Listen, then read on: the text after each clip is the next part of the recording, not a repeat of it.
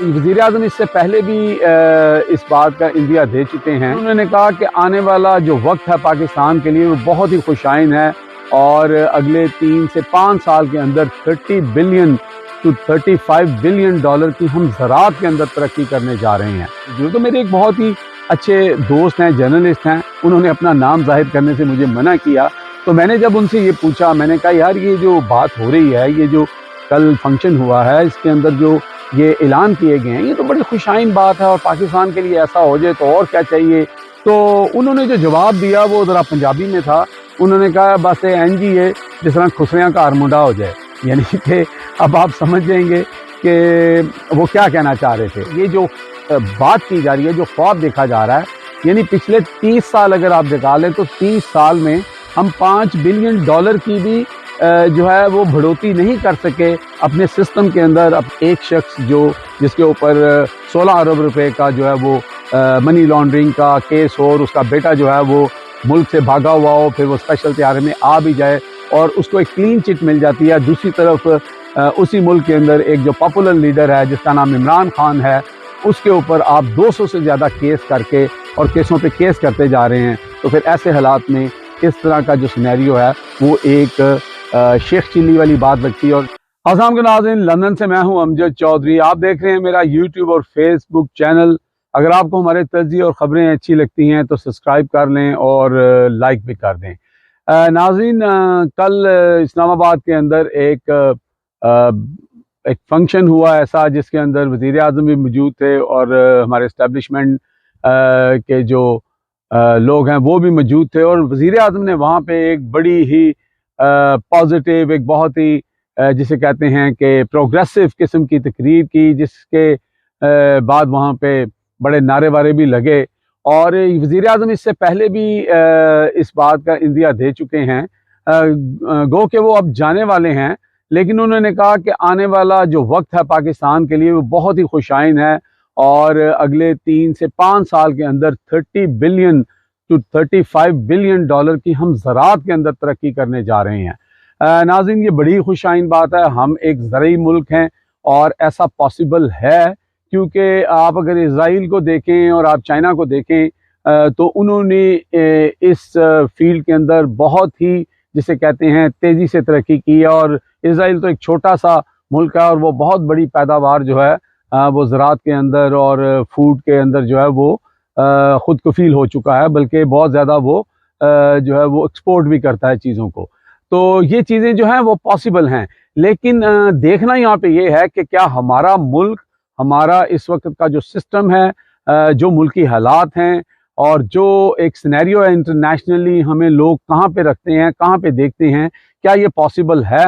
As long as अगर आप एक हॉल के अंदर बैठ के लोगों को ये उम्मीद देते हैं, और ये अच्छी बात है, मायूसी फैलाना कोई अच्छी बात नहीं है, और खुशफहमी में रहना और जो है वो अच्छी अच्छी बातें करना ये बहुत अच्छा होता है। लेकिन इसके ऊपर अमली जामा पहनाना किसी चीज़ को या किसी चीज़ को पाया तकमील तक पहुंचाना जो है उसके कुछ इंडिकेटर्स होते हैं। क्या हमारे वो इंडिकेटर्स इस वक्त जो मुल्क के अंदर हो रहा है, जिस तरह का मुल्क के अंदर इस वक्त निज़ाम चल रहा है, जो अफरा तफरी का निज़ाम है, उसके ऊपर हम बात करेंगे।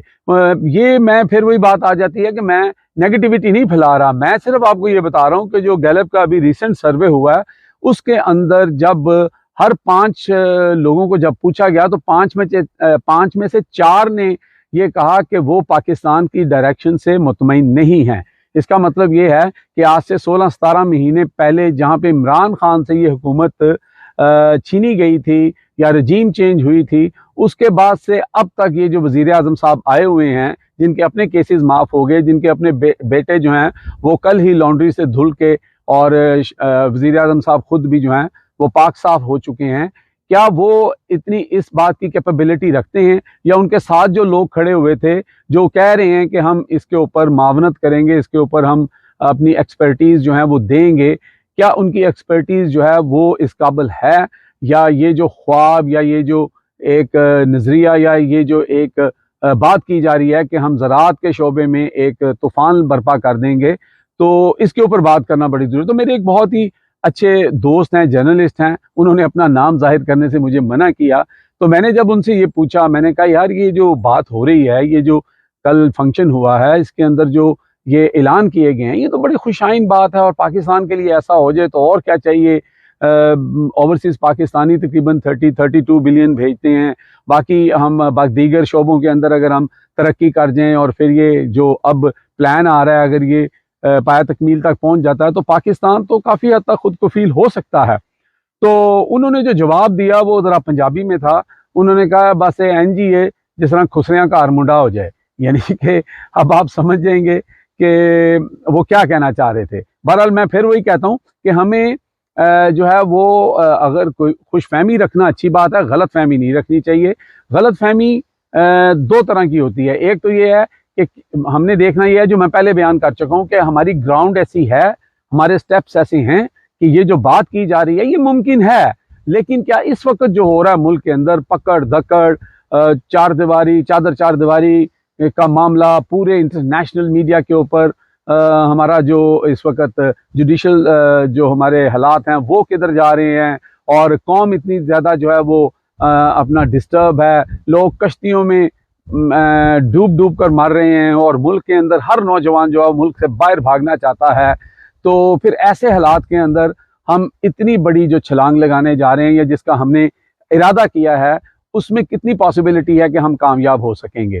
क्योंकि किसी भी चीज़ को करने के लिए देखें, कौमें जो होती हैं वो जो कहते हैं ना कि इकट्ठी होकर चलती हैं, वो पूरी कौम का मूड, उनका जो उनकी जो सोच है, उनका जो माइंड है, उसको रीड करके चीज़ें जो हैं वो सामने लाई जाती हैं।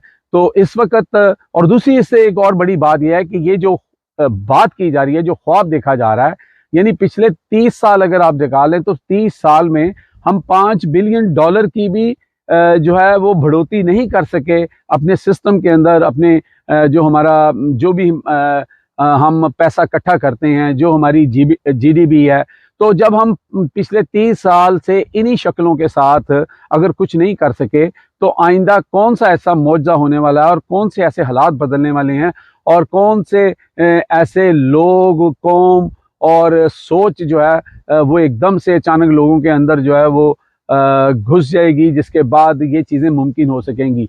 क्योंकि प्लान मैंने पहले भी आपको कहा कि ज़राअत का मुल्क है। अगर सही मायने से, सही नीयत से और सब सर जोड़ के बैठे हैं, ये जो एक इस वक्त पॉलिटिकल अनस्टेबिलिटी है उसको कवर करके अगर हम चलें, उसको लेके चलें, तो ये हो सकता है। लेकिन जिस शख्स के साथ 70 to 80% लोग जो हैं वो जुड़े हुए हैं और वो सर्वों में आता है कि वो इस वक्त पाकिस्तान का पॉपुलर लीडर है, उसको तो जनाब माइनस करने की बातें हो रही हैं और लोगों को पकड़ के जेलों में डाला जा रहा है जो उसका झंडा लेके फिरता है। ऐसे हालात में आप मुझे बताएं कि आप इस तरह का गोल कैसे हासिल कर सकते हैं। मैं फिर अगेन ये कहता हूं कि मैं मायूसी फैलाने के हक में नहीं हूं, मायूसी गुनाह है। कल इस फंक्शन के अंदर भी ऐसा कहा गया, बिल्कुल है, लेकिन जुल्म और ज्यादती करना भी गुनाह है। इन चीज़ों से भी हमें जो है वो इज्तनाब करना पड़ेगा और सबको मिल बैठ कर जो है सोचना पड़ेगा। बिल्कुल हमारा मुल्क एक बहुत बड़ा जो है वो एक सेंटर है, ज़राअत हमारा जो मेन सोर्स हो सकता है, और अगर इसके ऊपर जो नई जिद्दत आई हुई है ज़राअत के अंदर, अगर उसको अपनाएं तो ज़रूर ऐसा हो सकता है। लेकिन फिर वही बात है कि अगर तो ये वो मुर्गी और वो अंडे और वो शेख चिली वाला प्लान है, तो आपको पता है कि शेख चिली का जो प्लान है वो कभी कामयाब नहीं होता, वो फिर मायूसी की तरफ ही जाता है। तो बाकी बात आप समझ गए होंगे। मेरा सिर्फ काम ये था कि जो हकाइक हैं इस वक्त उसके ऊपर भी थोड़ी नज़र डाली जाए कि ऐसे हालात में जब आप एक शख्स जिसके ऊपर 16 अरब रुपए का जो है वो मनी लॉन्ड्रिंग का केस हो और उसका बेटा जो है वो मुल्क से भागा हुआ हो, फिर वो स्पेशल त्यारे में आ भी जाए और उसको एक क्लीन चिट मिल जाती है। दूसरी तरफ उसी मुल्क के अंदर एक जो पॉपुलर लीडर है जिसका नाम इमरान खान है, उसके ऊपर आप 200 से ज़्यादा केस करके और केसों पे केस करते जा रहे हैं। तो फिर ऐसे हालात में इस तरह का जो सिनेरियो है वो एक शेख चिल्ली वाली बात लगती है। और जो मेरे दोस्त ने कहा कि लगता है कि ये ऐसे ही है कि जैसे खुसरों के घर लड़का पैदा हो गया। अब तक के लिए इतना ही। देखते रहे मेरा channel hit list by Amjad Chaudhary.